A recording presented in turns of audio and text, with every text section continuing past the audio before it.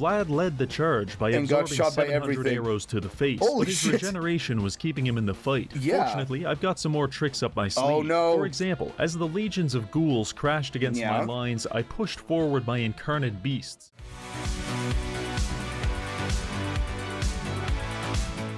Today we're going to be watching some more Reggie, specifically Weaponizing the Elderly.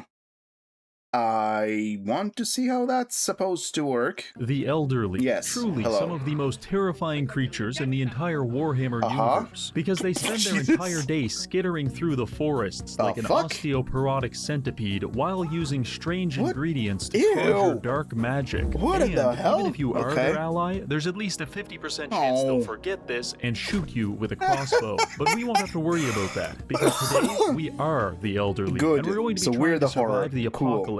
And no, I'm not talking about a flight of stairs. We're up against a vampire apocalypse, except this time I've installed a mod that increases its difficulty by 1000%, which inevitably results in this. There's only going to be two rules to win. We must 1. Assassinate Vlad von Karstein, and 2. How's that gonna go? Kislev at all costs. If at any point I lose this city, I will delete the save before detonating my explosive vest, which will instantly vaporize myself along with my 200 square foot apartment. But before we begin, I have a question for you. Have you ever felt like your paintings were somehow inadequate? Like they lack the strength and certainty of cold, hard steel? Well, look no further, because this video is sponsored by Displate, a company which sells premium branded artwork printed directly onto a sleek, smooth metal canvas. You want this item, and I'll tell you why. Because it's not okay to cut down an entire rainforest just to decorate your room. Trees are alive, and they have feelings. You know what doesn't have feelings? Rocks. We're gonna go to war with the rocks, and we're gonna make so many high-quality metal posters out of them, it's gonna be absolutely nuts.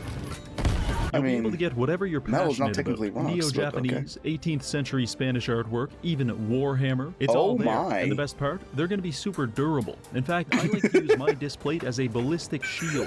Legally, that's not a suggestion, just a personal preference. Additionally, displates are incredibly easy to mount. Can you imagine? More slamming holes in your drywall. Simply that's what like old shields look like. They were very decorated. To the sticker, attach the displate to the magnet, and luxuriate in the bliss of high culture. Also, don't forget, unless you have display like very weak walls, then it just falls off together with your wall. The plastic wrap is still on. So what are you waiting for? Click the link below and use my discount code to get some displates for up to 35% off. And your order should reach you within 4 to 5 days directly from Europe. Thank you, Displate. Now back to the video. All right, here we are on the back to the elderly weaponization. Like the site of a nuclear detonation, but don't be deceived. It's actually much, much worse. Because to our north are the Dark Elves, our east, Dark Elves, and our south, yes indeed, Dark Elves. Being surrounded by this many slimy freaks has increased our chances of being victimized with a strap-on by upwards of 90%, and I don't like those odds. So I decided to start proactively killing my neighbors. After a few turns, we had made our way down the coast to a battle at Arnheim, where several elves intended to massacre us. But what they didn't realize was that I had already recruited a deranged leper who has conditioned a flock of crows to attack his enemies. The crows pecked and clawed at our adversaries, weakening them substantially and allowing my small collection of spiders to overwhelm them. This is but a fraction of the power you can unlock by becoming I really want to learn like what all these units are. Mother Estonkia has a small but formidable sweatshop.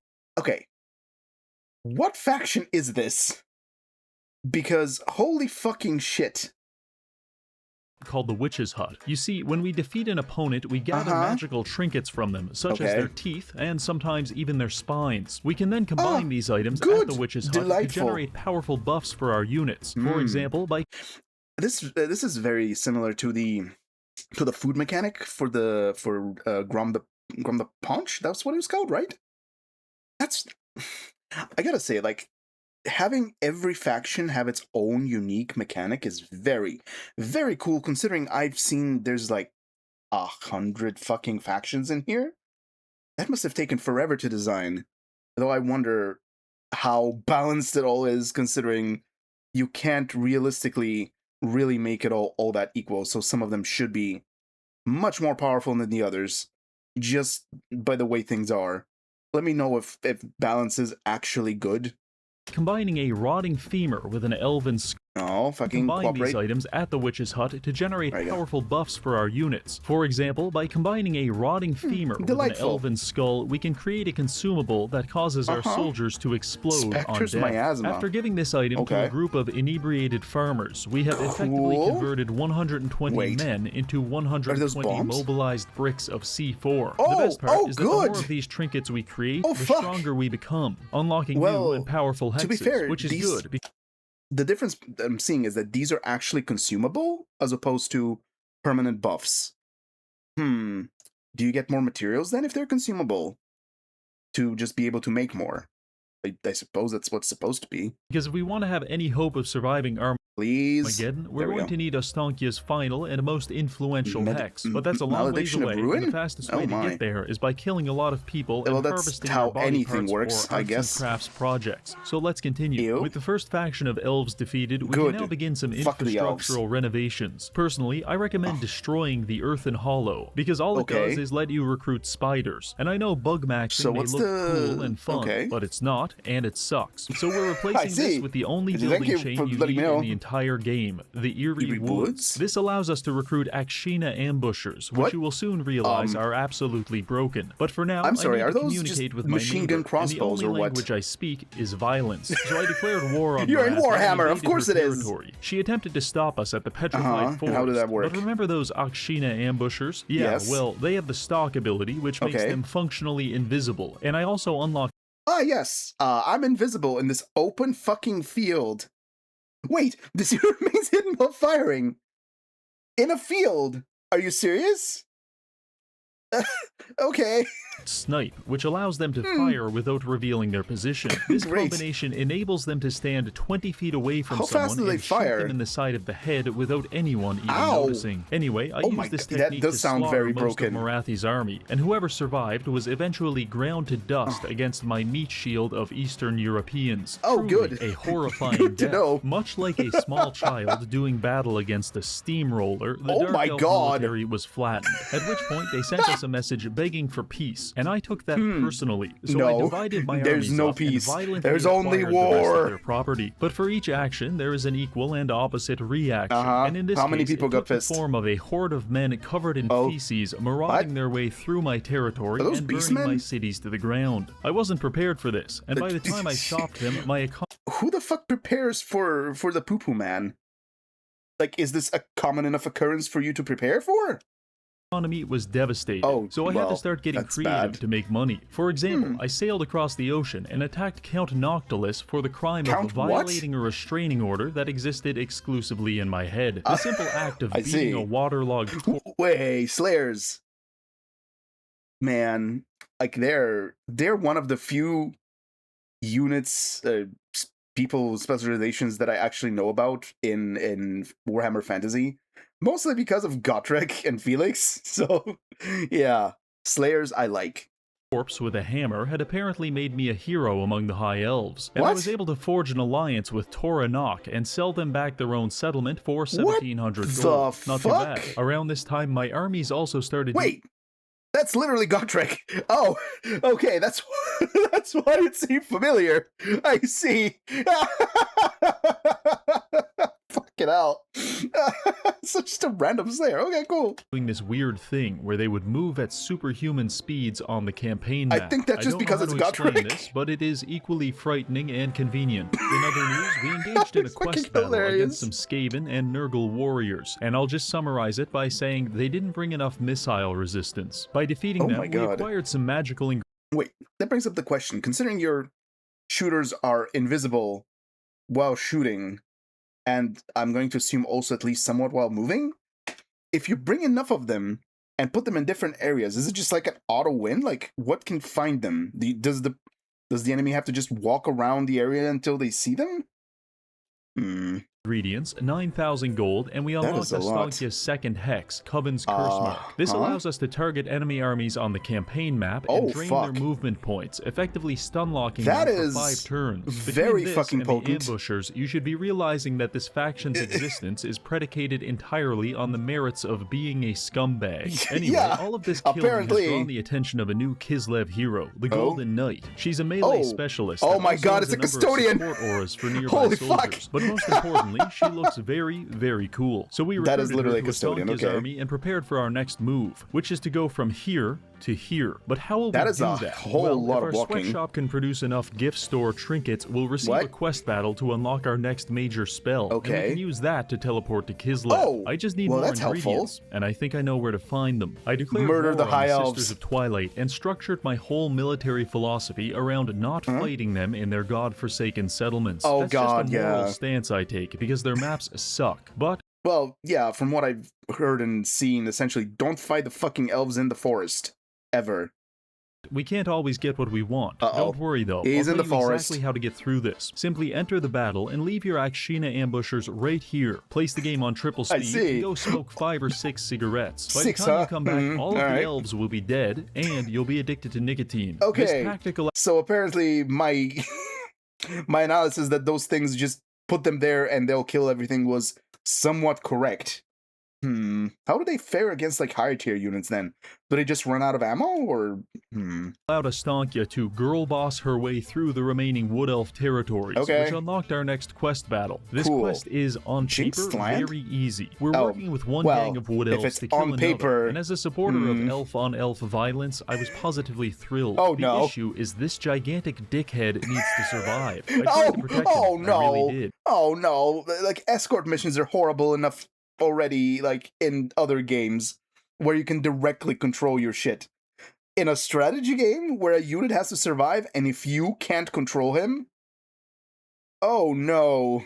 But he displayed a mind-boggling amount of suicidal tendencies. Yeah, they usually do. He spent the entire battle standing perfectly still and letting enemy archers light him on fire. This caused him to die and us to fail the quest, which for some reason killed all of my ambushers. To put it simply, I was pissed. 5 turns later, we tried again, and it went much better, because I successfully disabled the archers by running over them in a toboggan and hitting them with every spell I have access to. Clearly distraught by the fact he couldn't grief me anymore, my man ally wandered off into the forest by himself, leaving me alone to defeat the remaining enemies. Wait, and honestly, he literally is walking off into the forest. What? Okay. He's literally just walking off into Narnia. Fucking come on. I was relieved. After a fairly messy battle, we came out on top, unlocking Astankia's teleportation ability. I was pretty hopped up they can teleport on their own now? Oh my god. And in this frenzy, I quickly teleported my main army to Kislev. Perhaps sensing this, our Skaven neighbors declared war on us back at home. So you can just teleport across the entire map? Holy fuck, that's overpowered.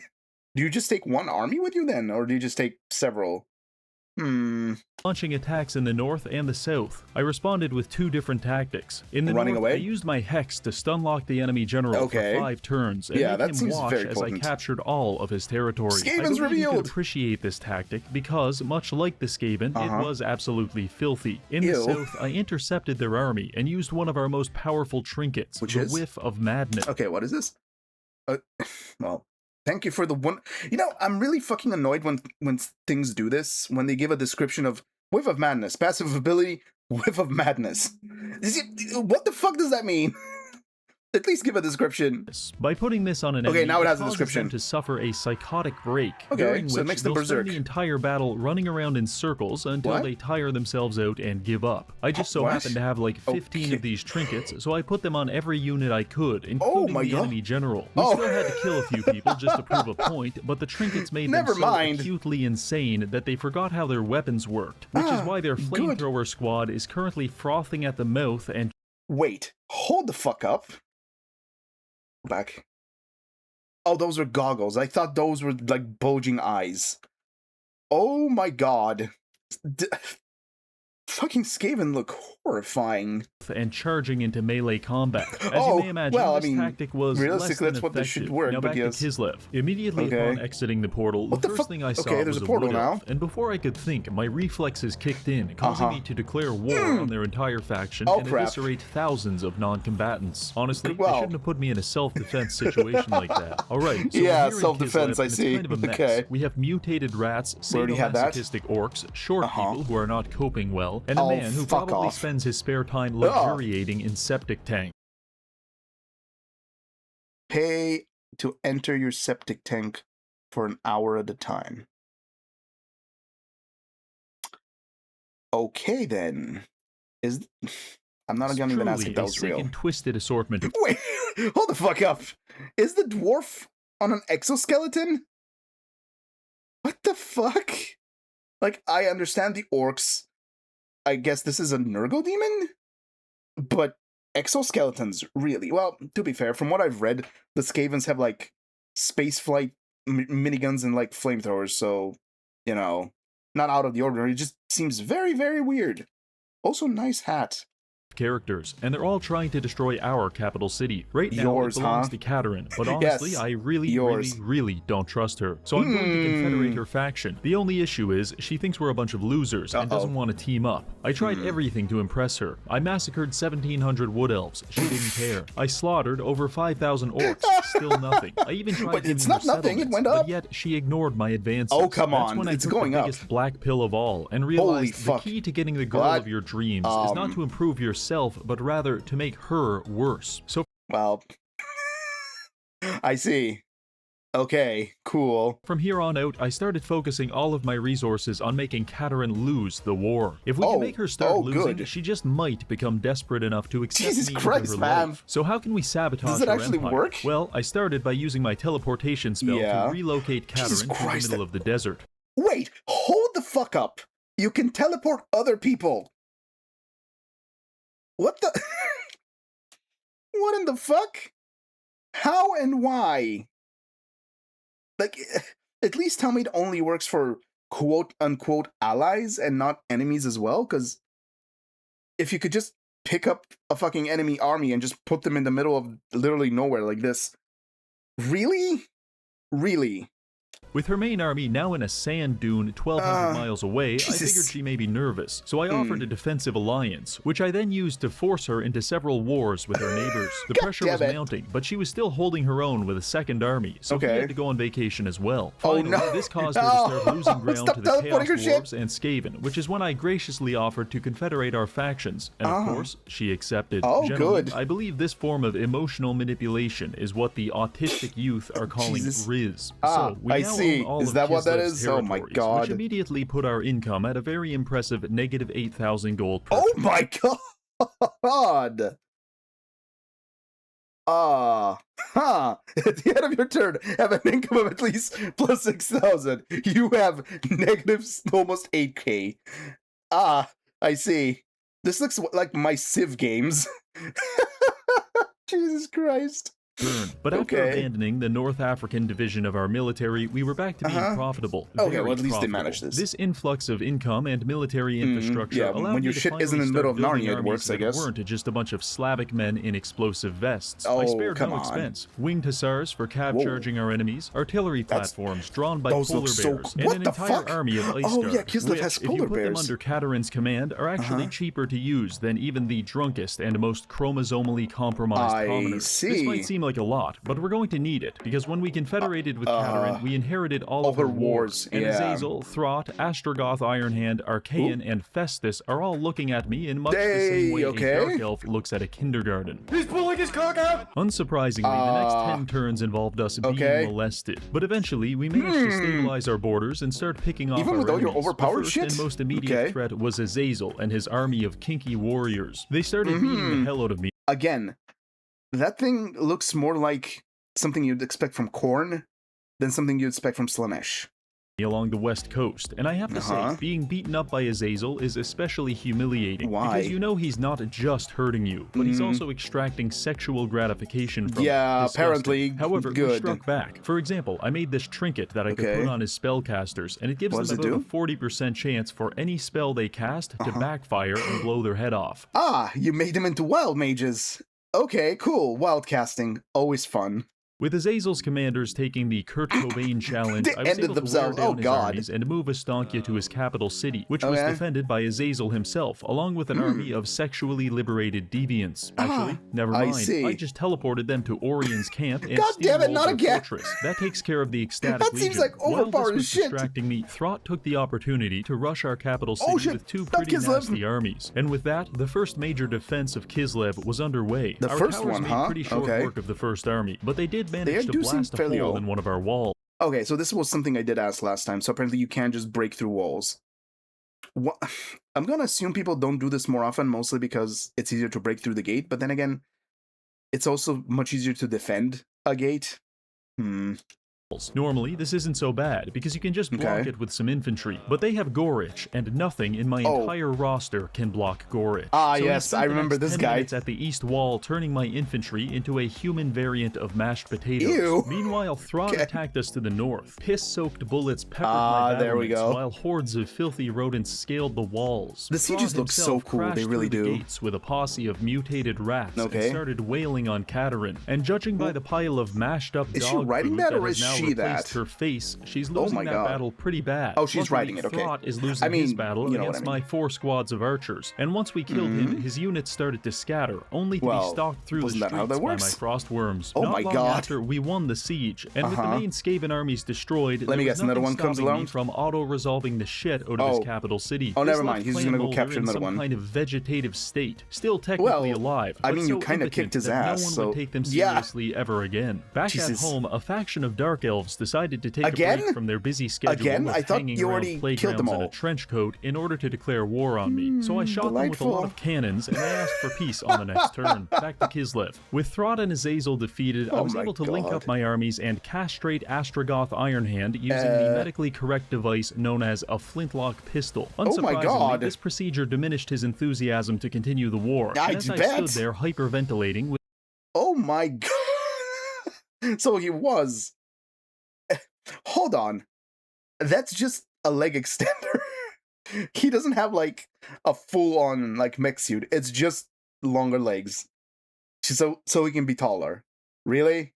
Okay. Bits of Chaos Dwarf dripping from my bloody knuckles, I realized something. The amount of peace treaties we receive seems to be directly proportional to the number of Chaos Dwarves that we club. So I continued to use Astrogoth as a punching bag until I had convinced everyone to leave me alone. The only holdout was Festus. I guess no one likes those. Festus may look like a little piss baby, but he's actually quite dangerous. He looks very big. Some reinforcements. However, he was waiting for that, and he absolutely slaughtered us. This was an army full of artillery that I had just recruited. Losing it made me briefly consider crushing the cyanide capsule in my back left molar. But before I had the chance, I was interrupted by this. Oh, fuck. What the is that? Apocalypse has started, and it's so bad that despite being one of... Hold the fuck up. How many armies spawned? Oh my god. That is a lot of people. How are you going to survive this? From what I've seen, on the other games, at least they managed to at least somewhat build up before this point. Here they haven't. The strongest factions in the game, you can't even see me on the balance of power. After this happened, Festus and I looked at each other in bewilderment and quickly settled on a peace agreement. We're now in a difficult position. We need to kill Vlad, but he's nestled in between like 25 other vampires. And if we overextend ourselves, they can rush Kislev and make us lose the campaign. But on the upside, I've spent the last 15 turns outfitting my armies with the latest Eastern European technology. Hold on, you can actually equip your heroes like with items? That seems very like Might and Magic like. Okay. For example, Yevgeny Turin has an army of over 2,500 pet spiders. Oh fuck, not these things again. Has an army of vaguely civilized Gopniks, and Valentin has a formidable front line along with several cannons. Altogether, and polar bears, of course. Anything. So, what's the plan? Well, Vlad is being very defensive, and he seems to be fixated entirely on this settlement. So I took 4 of my armies and flanked them around to the west, while Ostankya stayed behind to defend. In the west, I encountered some of his auxiliary forces, and they were very well equipped with a variety of undead monstrosities, but there is one very key ingredient that he does not have access to. Gun. Using our superior firepower... Wait, do the vampires just not have, like, ranged... Well, I mean, they have ranged weaponry, I assume, but they don't have, like, firearms? Really? We blasted our way down to Schwarzhaven and captured the city. From here, we do a little trolling. Since we control a settlement in the same province as Vlad, I can use a purification chant to cleanse the entire region from all vampiric corruption. After doing this, each of his armies started... Yeah, your faction is the last one I expected to have a purification chant. Started taking attrition damage for not being in vampiric territory. If we can just hold them off long enough, their entire military will crumble. That is actually a very good strategy. Beat the hell out of Vlad and be back home in time for traditionally delicious jellied meat. Hey, don't This jellied meat. Shit's delicious. The only issue is, this little maneuver pissed them off pretty good. You don't fucking say! With 3 full armies. What did you expect? Fortunately, I've prepared for this moment, because I have accumulated an extensive stockpile of grotesque trinkets, which I began liberally distributing among the attackers. Every opposing commander is now violently insane. The infantry have a 100 DPS curse that is contagious. Oh, and minus 20% movement speed on your cavalry. Don't mind if I do. By the time I was finished, I had applied about 45 debuffs to the enemies. I load into the battle and notice that about half of the vampire's units are already in rampage mode. That's exactly what you when I began edging. They attempted to organize their forces, but this was made considerably more difficult by blowing their heads off with a crossbow. Eventually, they assembled something vaguely resembling a military formation and started shambling across the field towards us. My front line is equipped with axes and flintlock pistols, and we started wearing the vampires down on approach. But eventually, they overwhelmed my gun line through human wave tactics. Apparently you can't stand against like 10,000 skeletons. That lasted around 10 minutes and burnt through about 70% of our ammunition. Thankfully, it got... I gotta say, I really like the idea that ranged units have ammo, so you can't just sit them in Narnia and forever be a huge, enormous pain in the ass. That is actually a very, very cool addition, and I haven't really seen in any other RTS before, like the Total War series. Easier from here. You see, they have thousands of reinforcements, but there's a limit to how many units can be on the field at a time. And since they already have 1,500 soldiers dicking around in frenzy mode, they're only getting a slow stream of actually lucid soldiers to attack us with. Given this, we were able to slowly digest his entire army over the next 30 minutes. And that's when I stopped edging. After this battle, I pulled Astantia back to Fort Chikova to recover. She's in rough shape, but at least the entire vampire military is slowly decomposing. Actually, no, they're not. They appear to be taking refuge at Castle Templehof, which is the only vampiric province left on the map. But well, at least that means they're just stuck there, as opposed to being a menace and just slaughtering their way through your shit. That's alright, because I've got a plan B. You see, we finally have our quest battle to unlock the most powerful spell in the entire yes, that's the one that he hyped up in the beginning. Okay, let me read this. In the beginning I just saw, it applies Malediction of Ruin. Let's see what it does. All units suffer high attrition. Okay. Winds of Magic, Power. Okay. Growth minus 100. That seems... What is growth? Is that just... Oh, provinces belong to the... So you just don't grow your faction? Weird. Okay. Is a single-use ability that nukes an entire faction, hitting their armies with massive attrition and depopulating their cities. If we nail the vampires with this, it's a death sentence, and all we have to do to get it is win this quest battle. Honestly, I'm going to consult... This is another thing I'm actually liking from what I've heard about the design. Quest battles for, like, spells and items, and, like, very specific things to each faction. That is cool. Each faction has an actual story. Well, technically, right? And they have something to do in the quest battles that correspond to whatever the fuck they're picking up. It's not just find it in a cave over there, you know, kind of thing.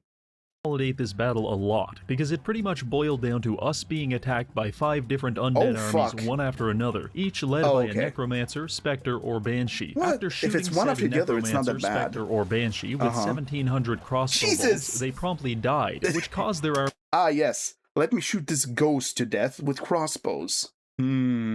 Me to physically dematerialize. We did that 5 times in a row, casted a few big spells to clean up the leftovers, and before long the battle was over and we had unlocked our new spell. Well, that's good. Was it. 100 turns of empire building, tens of thousands of casualties, and a whole garage full of weird body parts. It all led up to this moment right here, where I applied the Malediction of Ruin to Vlad and wipe his faction off the map. Does it work? My hand tentatively hovered over the button as if I was about to melt a bunch of Japanese people with a nuclear weapon. I clicked it, leaned back in my chair, and it didn't work. Yeah, I waited. I fucking guessed it. I'm gonna guess it's because they're not technically a faction, but they were spawned in afterwards. Huh. Now what? About 5 turns, nothing was happening. Vlad still had like 20 full stack armies, and his cities were absolutely fine. Great. It's safe to say I was more than a little upset, but it's okay, because I always come prepared with a plan C. Before failing catastrophically, plans A and B relied heavily on attrition, which is why you may be disappointed, but also unsurprised to hear that plan C is again about attrition. You see, I've been very effective in containing Vlad to Sylvania, and at this point he has only 2 settlements. It seems like, from what I've seen, that the end game stuff is always attrition, and you can't really just fight it like head on. In a way, it makes sense, but I don't know if it's always a good thing. It would seem to be getting a little boring if you're, say, for example, like Corn or something, and you have to like play attrition as opposed to just unga bunga. Castle Drakenhof and Eschen, but since they don't have vampiric corruption, his armies aren't defending them. So all I need to do is destroy his last 2 cities, at which point his faction will begin to dissolve. The first target will be his capital city. I besiege. Hold on. So these 2 cities that he's not defending don't have the corruption because you cleansed it, right? But the cities he is in have it. Are they not his? Why would they start to disintegrate if he still has cities and commanders? I thought that only happened when he doesn't have anything anymore, right? That's how that worked? I think that's what I read, at least. It with 4 full armies and was somewhat shocked to be greeted by a crushing defeat auto-resolve. After starting the battle, I realized the problem. Vampire castles appear to convey a debuff of -70 leadership on all of my units. For reference, most units don't even have 70 leadership in the first place. Shit, this is just immediately breaking? My army immediately deserting me, with the other half being as emotionally stable as your average League of Legends player. I don't want to sound like a diva, but this was bullshit. Which is why I had no problem using my own variety of immoral strategies. Which is? If you're going to terror rout my entire army after 5 minutes of fighting, I'll spend those 5 minutes destroying your walls with cannons and pelting all of your soldiers with frozen arrows. And then... To be fair, I'm gonna assume that the damage stays, right? So if you keep coming back again and again and again without him leaving you any time to rebuild, you can just slowly grind him down. And when I'm forced to retreat, I'll come back and do the whole thing all over again because I've refilled my ammunition. I had to do this 4 times on the same turn before the vampires were so horribly disfigured that they just kind of gave up. Only 1 more city to go. I passed the turn with victory in my eyes and triumph how did that work? My veins. And that's when we were presented with a unique opportunity. We need to kill Vlad to win, but for the past 20 turns, he's been in some kind of witness protection program. But right now...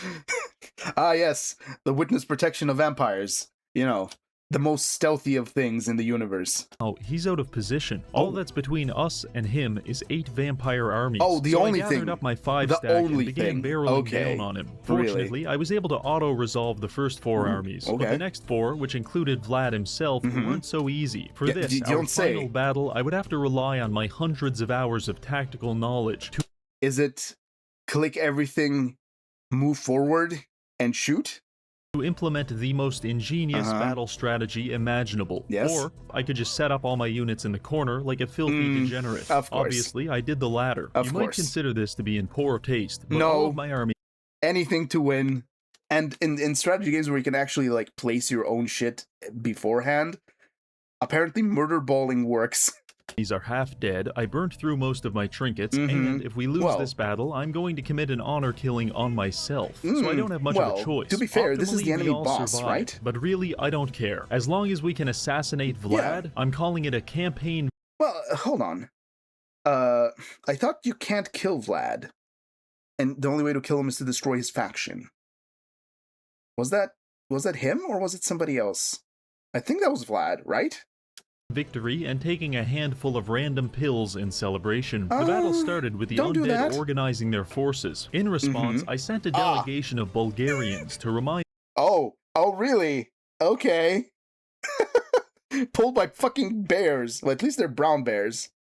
the vampires that I hate them. This initiated the Great Undead March. Vlad led the charge by absorbing 700 arrows to the face, but his regeneration was keeping him in the fight. Fortunately, I've got some more tricks up my sleeve. Oh no! For example, as the legions of ghouls crashed against my lines, I pushed forward my incarnate beasts. This allowed the enemy units to gather around my incarnate, which gives me the perfect opportunity to cast every vortex spell in my library. The Witch's Cauldron is a new one, and it's very... Okay. How the fuck can you see anything in this? Can you see... Okay. How do you differentiate things like this? Very powerful, but in terms of raw efficiency, Heart of Winter is absolutely unreal. Every time I'd cast a spell, the balance of power would shift in our favor, but the vampires have an ungodly amount of reinforcements, which would push it right back. However, we also have reinforcements, including an army of 20 spiders, each one armed with the Explode on Death trinket. I had them skitter across the map and begin dive-bombing the enemy from behind. Is this actually a viable strategy? Just put the Explode on Death on, like, cheap units? That can at least move fast or like stealthy and just get in the middle of their groups and just blow up? Is the damage based on how much HP like the unit has, or is it just static? Because if it's static, this would be an amazing strategy. This helped me free up the left flank and close in on Vlad, who is now sporting about 7 debuffs and substantially less health than he would prefer. Yeah, but he's still regenerating apparently. Was able to beat the my god, he's almost dead. Thereby securing our moral victory. Hell but yeah. the battle was still raging on, and my front line didn't exist anymore. We did have a late resurgence thanks to this trinket, which allows my soldiers to transform into gigantic bears when they get low on health. But over time, they too fell to the hordes of the undead. Oh my god. I stared off into the sunset as the final remnants of my army crumbled before me, waiting patiently for the defeat screen to greet me. This was the definition of a bittersweet battle. A valiant defeat, Vlad, but paid the ultimate price for it. Fortunately, the allies of Order rally in support of us. Great. To them, I leave... Yeah. Oh, you killed the enemy boss and, like, most of his armies? Ah, yes. Let us join the fight now, good friend. The rest, mostly because it's 5 a.m. and I don't have time to kill 20 more full stacks. Nonsense. 5 a.m. is editing time. So that's going to be it for this video. We've weaponized child labor, old people witchcraft, and Slavic customs to save the world from a vampire apocalypse. Thank you to the channel patrons, our sponsor, Displate, and finally, thank you for watching. Well, apparently, the elderly are monstrous mages that make trinkets out of your innards. Good to know.